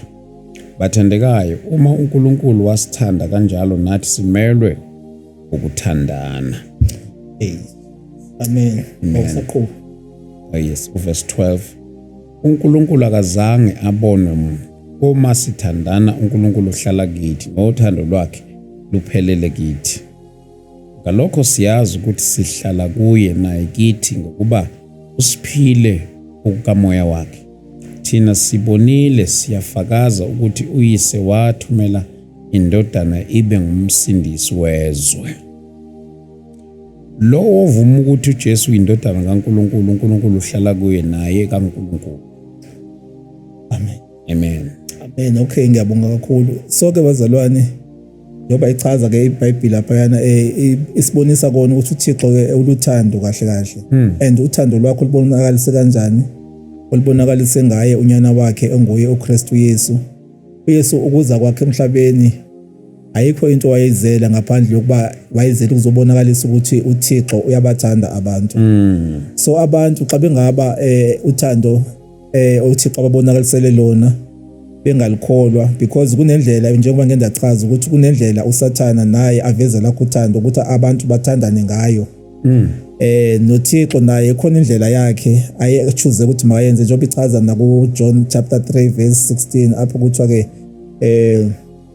uJehova walithanda kangaka izwe kanye ihlabathi waze wancama unyana wakhe okuphela kwamzeleyo ukuthi bonke abakholwayo kuye bangajabalali. Njengoba ichaza kanjalo iBhayibheli bazalwane siyabona emhlabeni abantu bayafa, abantu bayahlukumezeka, abantu bayagula and asizithanda izinto ezihlayo emhlabeni. bakhona abazithandayo izinto kodwa most yabantu emhlabeni abathandi ukuthi abantu baphile kanje. And njengoba abantu bengayithandi le ndlela abantu baphila ngayo emhlabeni, even uThixo emkhathaza into unditshelile into efana naleyo ukuthi naye ezizinto ezenzekayo emhlabeni ziyamkhathaza. Kodwa ke ngenxa yokuthi yena ayikho into angayenza emhlabeni engayenzi ngomuntu. uNkulunkulu nguThixo ama principles. So uzibekele iprinciple yokuthi manifuna ukwenza into emhlabeni zoyenza ngomuntu. So if umuntu akazi aveli kusho ukuthi ngonakala lapha emhlabeni njengoba isibona ngathi izinto ziyonakala. And abantu bayesabisa ngevangeli baxhomekeka okanye maybe bakholelwa kakhulu kugovernment ophethe welo xesha. uThixo ufumanisa ukuthi yena abamkholelwa ukuthi yena angayichintsha isituation yasemhlabeni. So kodwa mangaba lukhona uhlobo lwabantu oluzoma egephini lazi ukuthi limela uNkulunkulu ezintweni, uNkulunkulu uyasebenza ngabo bantu kuze isolution ize emhlabeni, ngoba ezikaNkulunkulu isolutions ziza kalula makukhona abantu abazavelayo ezintweni uNkulunkulu azikhulumayo. Ngoba uJehova njengoba ngiyachaza ukuthi even noNoah wakwazi ukubasindisa abantu abathile nezilwanyana ngesasikhathi ngenxa ukuthi zange abe mamela zonke into ezikhulunywa ngabantu ngenxa ye-understanding yabo yokuthi izinto bazi-understanda kanjani emhlabeni bazenzeka kanjani. Senza izinto extraordinary singabantwana bakaNkulunkulu, not ngendlela yehlabathi. Sithi see things beyond the physical bazalwane. So kubalekile ukuthi masivumele, ikhona indawo ifundile apha endiyithandile enye ethi uthando kodwa ithetha ngendaba ukuthi umthetho kaNkulunkulu ukuthi sithandane. Yes. Yeah. Mangaba abantu bengasathandani ngalendlela emhlabeni, lonto uJehova ayimphathi kahle. Abantu sebethanda izinto eziphathekayo manje. If siyabona nje abantu sebeyabulawele nje into ezifana nefoni, bulawele into imoto, obulawele nje na imali, into eziphathekayo. But abantu lezi zinto zikamoya abazinakanga ukuthi zezona uNkulunkulu azichuzile ukuthi abantu xa behamba ngothando njengoba uKristu echaza. Okanye ngizocela nje ukuthi ndivale nje ngevesi elapha yana kwincwadi kaJohn chapter 15. John Apostle. Yes, 15 verse 9. Kumane sichaza.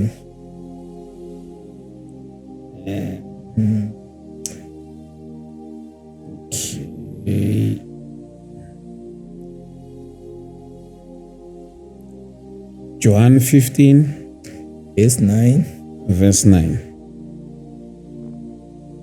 Njengalokho uBaba engithandile nami nginithandile, hlalani othandweni lwami. Uma ndigcina imiyalo yami niyakuhlala othandweni lami, njengalokho mina ngigcinile imiyalo kaBaba ngihlala othandweni lwakhe. And then 10. Yeah, ubekuthi sekuzo10 nayilo. Okay. So ke njengoba isichazela ke apha eBhayibheli nguJesu Kristu lokhulumayo ethi njengalokho uBaba emthandile engokugcina kwakhe imiyalo wakhe uBaba, nathi masenze njani masigcine kwa imiyalo ukuze uBaba enze njalo nakuthi ngalendlela uJesu Kristu enza kuye sihlale eluthandweni likaBaba. Yebo. So manje into ebalulekile ukuthi masenze kanjani, masivumele lezi zinto ezikhulunywayo zokuthi sigcine imiyalo, ngoba uNkulunkulu ngesibalekele indaba yokuthi noba singathi ekanye emhlabeni wanye uNkulunkulu siyafisa asisize ngendlela sifuna asisize ngayo, but if asigcine imiyalo kuhambe izinto zingenzeki ngendlela like ukuthi wanye ngoba kuba khona ukuthi uSathana asimvulela ithuba. uSathana ke nguye wenza izinto ezikhohlakele ebantwini. Sivulela uSathana masingaba singayigcini imiyalo kaNkulunkulu. Noba uNkulunkulu ufuna ukusinceda kangakanani, but if salivula ikhoba sivulela uSathana yena akakwazi ukuthi adlalise ngethuba, akadlalisi ngamathuba uSathana. Make efika emntwini wenza sho ukuthi lona nifuna ukumshiya bembiza ngegama elithile engekwazi wabiza amanye amagama la. Kodwa ukushiya njena kunegama akushiya nalo ukuthi luyana into ethile, luya into ethile, amagama angamnandanga nawe xa ubizwa ngawo ngenxa yokuthi uye walivula ithuba awuhlalanga kumyalo. Kanti mayugcinele imiyalo uyamvalela uSathana. Usho phinde futhi ube namagama amnandi, nakhona amagama awumabizwa ngawo ubonakala ukuthi lamagama right kunamagama owabizwa ngenxa yoba uvulele uSathana ithuba. Ngicela ukuthi 11 bese uthi 17 siye. Uverse 11 ufundeka kanjena. Nginitshelile lokho kuba ukuthokoza kwami kube kini nokuthokoza kwenu kugcwale. Verse 13. Akakho onothando lukhulu kunalolo lokuba adele ukuphila kwakhe ngenxa yabahlobo bakhe. Uvesi balo 13 ngicela nje 17 or 17. Nginiyala ngalezo zinto ukuze ngithandane.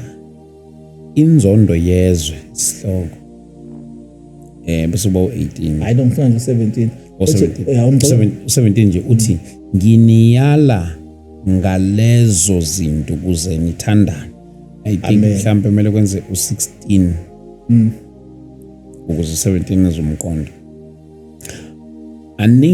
Aningikhethanga mina kodwa mina nginikhethile nina. Nganibeka ukuba niphume nithele izithelo nesithelo zenu zihlale kuba noma yini eniyakucela kuba begameni lami aninike khona. Nginiyala ngalezo zinto ukuze nithandane. Amen. Yeva apha siyayalwa abazalwane ukuthi sithandane. So ukusho kona ukuthi ke kunomyalo kaNkuluNkulu ukuthandana kwabantu emhlabeni. Indaba yokuzondana kwabantu ayisuki kumyalo kaNkuluNkulu futhi ukhona lisuka kuye. Ekufanele ukuthi sigade lonto leyo. Nokuyinto kuNkuluNkulu bazalwane njengoba engikhulumele ngalendlela engikhulumele ngayo ngoba mathe uyibheka okuhle indaba yesalvation lena esingena kuye emabandleni ahlukene sonke senza into inthe uNkulunkulu make nimbulela lento lena yavela indaba yokuthi yonke lonto eliyona it's all about love kahle kahle likaThixo abesenzela lona singabantu, which means ithi khona iverse lapha ku 1 Corinthians chapter 13 xa iverse angikhosho ukuthi ubani apha ithi uthando lugubungela yonke inkitha yezono, which means mangabe uthando seluphezulu abantu bethandana noNkulunkulu yamshintsha lanto leyana indlela abona ngayo abantu into bonakala sithi nxa ngaba ulekhuza inzondo iphezulu uNkulunkulu naye akakwazi ukuziveza ngendlela abefuna ukuziveza ngayo. Lethi uthando lusibekele inqoba yezono. Yes. So it's in the book of 1 Peter chapter 4 verse 8. Okay, all right. Yes. Bese uyifunda ke. Okay. 1 Peter chapter 4 verse 8. 1 Peter chapter 4 verse 8. Yifunda ngesizulu.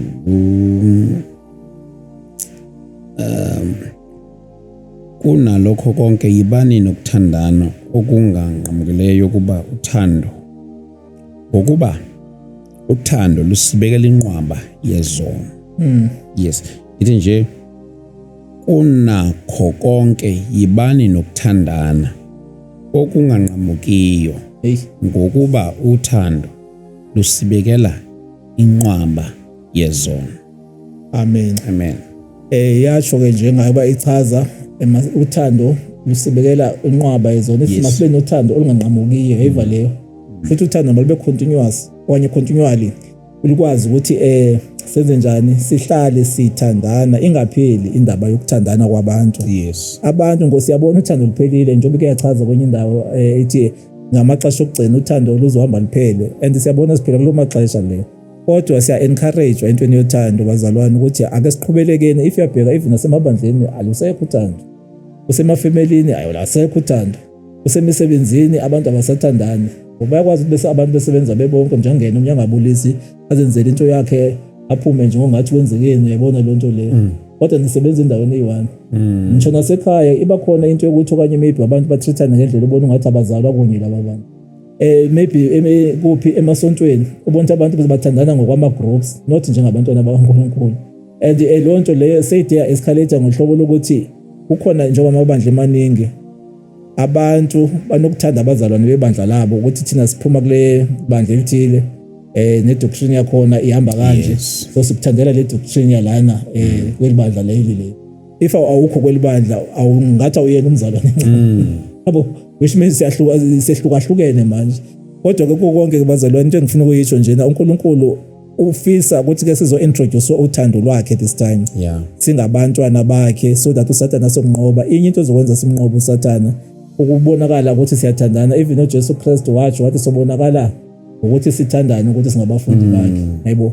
So nje nanso nje message ke ezoyidlulisa abazalwane ukuthi andizelanga into eninzi kodwa ngizele into eyi1 zingaconfuse nje ezinye izinto okanye ngithetha ngopresident ngithetha ngontontoni izinto njena lezo like upresident office yokuthi uncedakala abantu yabo. Yes. So ke mazingani confuse izinto kodwa uNkulunkulu eyona nto engifuna nje ukuthi mina wayigxile kuyo kakhulu ukuthi uyanithanda, ufuna ukunibonakalisela uthando lwakhe ukuthi ke unithanda kanjani futhi akakhethi ukuthi wena uthanda abazalwane kuphela. Nithi ichilo le ndawo uyifunda ethi ingathi isho kamnandi esingisini la ichaza khona indaba ukuthi ke ithi noma isho esingisini ukhohle indlela ibeka ngayo kodwa khona indlela esho ngayo nje phakathi ngesini nje ngicela nje usifundele khona iplay le ndaba ethi uThixo uyabatha ethini it must stand yeah konje le book of John ungayifunda lapha yana ku John 15 ungathi yafumaneka ku 17 if angiphazami. Okay, John 15 verse 17. U17 wakhona uthi this is my command. Yes, yeah. Love each other. Yes, nanso lento ngithanda nje la love each other. Yeah. Uthi this is my command. Love each other. Yebo mayithethe ukuthi love each other ayibhekisa ukuthi thanda umzalwane. Ayibhekisa ngabazalwane le ndaba le. Ibhekise kumuntu wonke ingabe uyakholwa ingaba akakholwa love each other. Yeah. Yabo. Which means kufanele singabantu sisibana even nathi singabazalwane lanto tendency yokuthi maybe umuntu make ngakholwa singamthathi esamthandi ngalendlela kufanele simthande ngayo naye ngoba ngumuntu yabo. Sithanda abazalwane nangona nakhona labasebazalwane okanye sokhetha uhlobo oluthile labazalwane. Kanti uNkulunkulu uthi love each other. Nayi command yakhe asinika yona ukuthi masithande omnye nomnye yabo sithandane singabantu sibonakalisa uthando. So ke le command kaNkulunkulu bazalwane iyona nto uNkulunkulu ayilindele kule generation esikuyo ukuthi if abantu bangabaphile ngothando bangambona uNkulunkulu ukuthi ubathanda kangakanani ngoba uJehova ukwazi ukuresponda kwinto eqale umuntu wayibonakalisa akwazi uJehova uresponda ungakhange wena uziveze ukuthi wena eyakho irole okanye iaction ethini ukuze enze into uNkulunkulu ureflecta kwinto like oyenzayo wena yabo. Abe siyaqala nayo uyaresponda ngendlela owenza ngayo ukuthi lo muntu lo uyamamela manikhulumile. So namanje izibonakalisa and nezinto ezikhona lapha emhlabeni if siyazi understand ngendlela kamoya njengalantu bengenda chaza ngayo indaba yeviri lemoto yabo. Kukhona enye into futhi ekwachaza into epowerful like indaba yokuba umzali yabona mangaba ungumzali ukuba umzali nje uyashumayela kukodwa nawe ukuthi nje ukuba ungumzali if umntwana wakho uyakhuluma naye ukuthi into ethila ndithandi akumamele kube khona lo ongakumameli uthando lwakho liyazenzakalela kuloko kumamelayo bese umenzela into ezinhle yabo umthengele le into ayifunayo uqomba ufuna ukumvisa kamnandi ngoba uyakuthanda yabo. Kodwa if akakumameli uyakwazi ukumchalazela nje ukuthi ngoba kanimameli anifuna aqala afunde ukunimamela yibona le nto le. So noNkulunkulu bazalwane izinto ziyimizekelo into sizizwa apha emhlabeni ngisho nondaba ininzi into engayichaza imizekelo uNkulunkulu obonayo ukuthi lento ibuyela apha entandweni kaNkulunkulu ukuthi uThixo ufuna uyasibonisa lezinto thina sivele enjoy izinto fanele ukubona kanye nomzi jabulele umzi ukuthi kathini kanti kwayona le ndaba yokuba nomzi kwakho iyakushumayela ukuthi mangaba umzi yabona anti mangaba emzini ungekho kwakho yabo ushiya kunjalo ungakhiyi ufike ngene amasela ngoba awukho umnikazi akekho afika zenza unothanda emzini wakho ngoba awukho namnikazi. But if ukhona njengomnikazi ayahlonipha nangona ke manje sithanda ukutshintsha kancane ngenxa ukuthi abantu bayakwazi nokungena bekhona abanikazi kodwa most of the time nje abakwazi ukuthi abantu bangene bazenzele ukuthanda yabo. Lo nto isho ukuthini isho ukuthi umzimba wakho ngoba kuthiwa itempile kaNkulunkulu if ayinayo umnikazi onguYesu Kristu so uSathana namademoni ayakwazi ukuthi azenzele unothanda phakathi kwakho akwenzisa izinto ngendlela yawo ucontrolwe ngawo ngenxa yokuthi wena awunamnikazi okunikayo iguidance ukuthi phila kanje. Ngakho sandelwa ngabantu abenza icrime ngoba baphila abanamnikazi. So umnikazi ozingenelayo ubenzisa ngendlela athanda ngayo yabo ngoba akabacengi ubenzisa ngenkani lento ufumana ukuthi umuntu unehabit into ethile yabona lonto leyo ngenxa yomnikazi wakho khona la kwengaphakathi umane emphusha ukuthi hamba ukwenza lento ukuze ukwazi ukwenelisa ihabit lena onayo yabo yakwanye addiction onayo. Ezininzi izinto ezikhona sometimes omnye ubona ukuthi uzothi athatha idecision ukuthi makayo roba kwanye athintini ngeke umfuzo onelisa lento elapha yomnikazi la lo onaye apha kuye ambusayo yabo.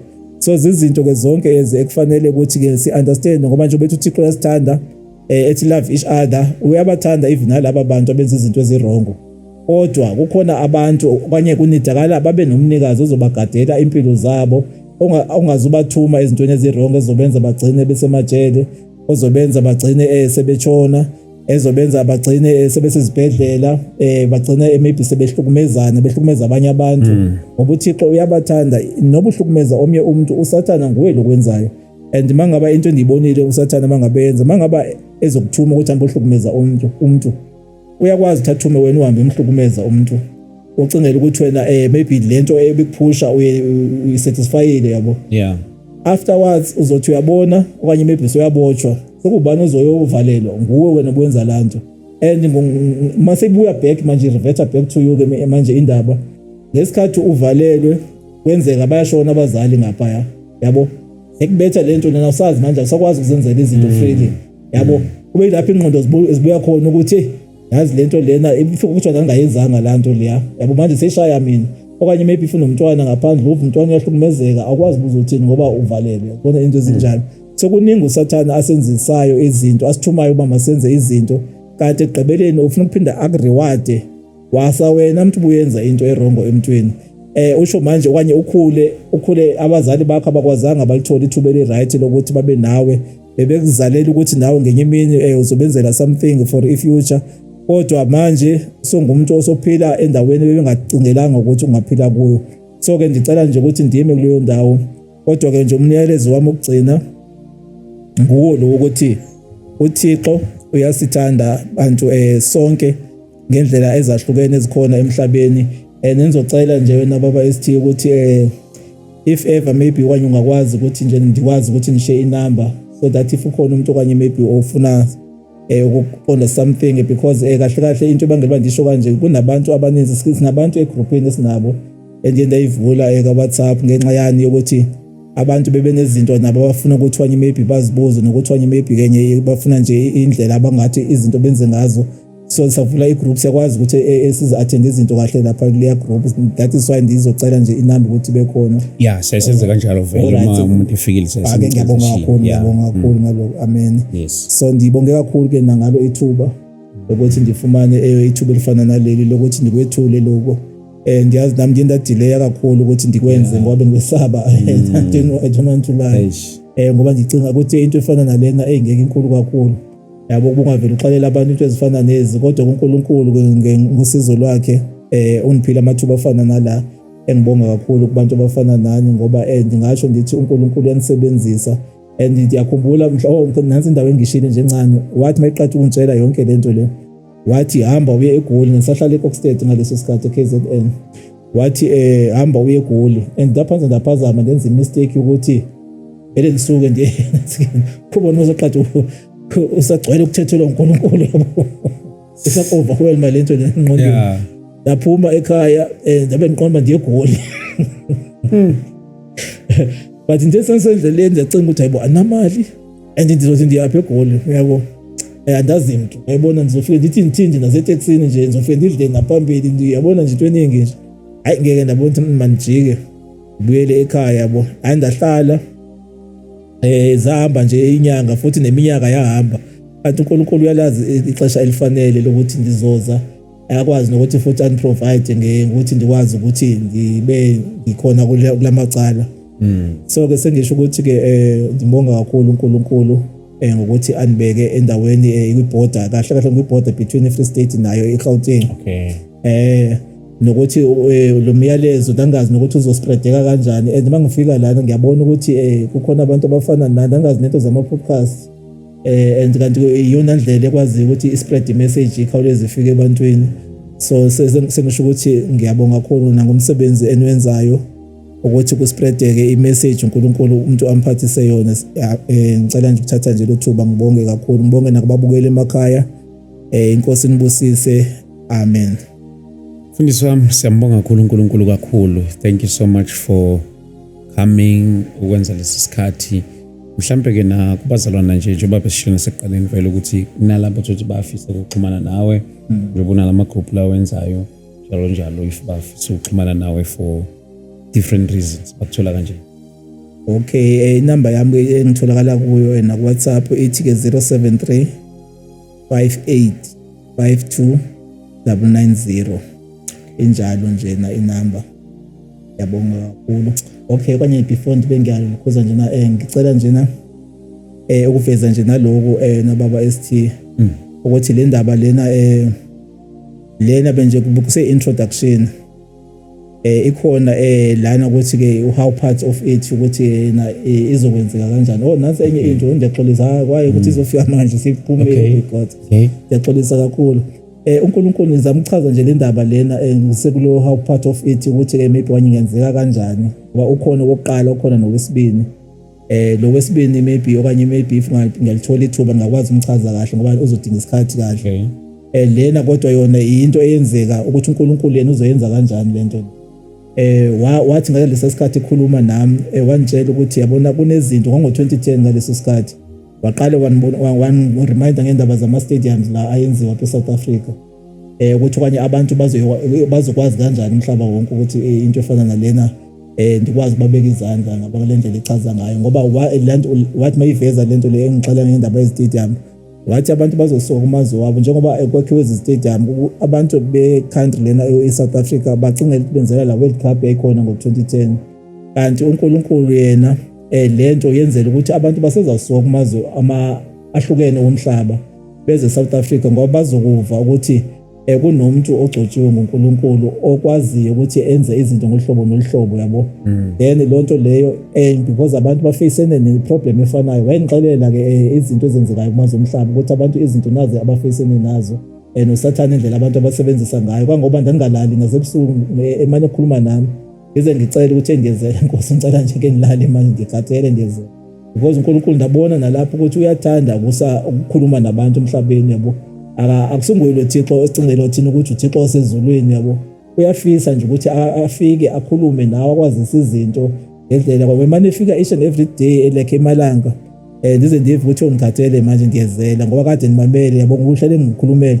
Okay ke so echaza ke indaba ukuthi abantu bazosuka ngoba bahlala kuwo beze South Africa and eSouth Africa into ezobangela ukuthi idraw abantu ukuthi beze eSouth Africa ingenxa yokuthi bazobona indlela umnotho oboosteka ngayo wase-South Africa yabo ngoba abantu xa bengaba bephila ezifeni which means ibudget nayo iyakwazi ukuthi ikhule yabo ngokuzoncipha abantu abagulayo imali ezininzi ziye ebantwini ngokwa health kwi-Department of Health maybe department ezahlukene and nabantu like if izinto kuyabonakala ukuthi azisekho escalate ngalendlela ze-escalate ngayo into zefana ne-crime nazo zonke izinto and no government yona emkhathazayo le ukuthi ulwa ezizinto and mangabe elwa ezizinto zidinga imali yabo and nabantu badinga imisebenzi abantu abayitholi ngendlela abafuna ngayo yabo nokuzi izinto lezo ezibakhathazayo abantu. So manje uNkulunkulu mangabe abantu ekwazi ukuthi aphilisa abagulayo which means nemithuba imisebenzi ngakwazi ukuthi yande ngoba imali ebengaba ziya endaweni ukuthi zizokwazi izomali ukuthi zivule amathuba ukuthi abantu bakwazi ukuthi baphangele batsho bakwazi ukuthi abantu nabo baphile ngendlela efanele. So ke ezo zinto ke uthena kuNkulunkulu nenye into yazi ngisho into eziningi ezakhulunywa yabo ya ukuthi like abanye abantu mangaba sebeyivalent ukuthi eSouth Africa into efana nalena iyenzeka yabo bazofuna nabantu bamanye ama-country ukuthi beze eSouth Africa ngoba nabo bayafisa ukuthi bayibone lento abantu bancedakale endaweni zabo bazoze eSouth Africa and lonto iboost umnotho waseSouth Africa baphinde futhi abanye abantu bamazwe omhlaba even nabo bani invite emazweni so that bazobona lento yenziwe eSouth Africa ngoba nabo bayafuna amazwe wabo ukuthi mawaboosteke emnothweni. uNkulunkulu angithi uyena upha abantu izinto ezipho yabo andithi njengoba khona nabaprofeti nabantu abaphilisa abantu bethandazela abantu izinto esizijwayele yabo iziphi eziphiwe nguNkulunkulu lezo. So manje masekhona umuntu okuzothwa ke maybe ke uNkulunkulu lomgcibele nje ukuthi ezi zinto mazithini mazixazululeke ke manje abantu kade bekhala ngazo lezi zinto manje nali thuba uNkulunkulu uyabafikisela ukuthi zixazululeke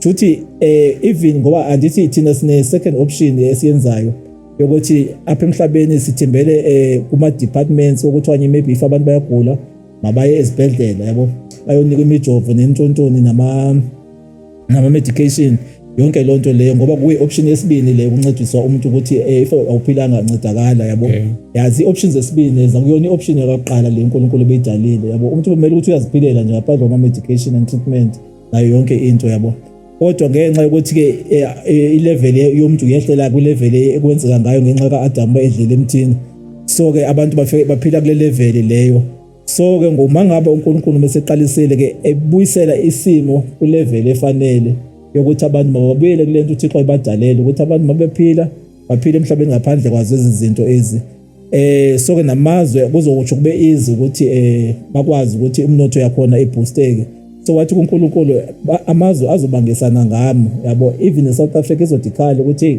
ngeke sekade wayibona into enjani engichazela nje into ezifana nalezo okunye engikushiyayo yiko lokho ukuthi abantu ke beze lapha emazweni abazosuka beze eSouth Africa so that boosteke iminotho bese kwazeka ukuthi ke abantu bencedakala iyona ke part ke benifuna nje ukuthi ngigqithe kuyo leyo bese ngathi bese ngishiyile nalena ke part yesibini ke leno ke ipart ke ngicingela ukuthi ke izophinde if ithuba liyavela senze part wakhona ngidlulele kuyona nayo no problem but no problem siyabonga kakhulu mfundisi wami mhlawumbe sikhumbuze number yakho again ngo-073 yes 58 yes 52 990 yeah bazalwane asithathele ithuba sibonge kakhulu sibonge uNkulunkulu kakhulu ngethuba leni nangesikhathi senu ngicela ukuthi sibone lapha eThekwini ngomhla ka2 May sobe silapha umkhumbane hall la sobe sikhona starting from 10 am yoze kuyobantambama uNkulunkulu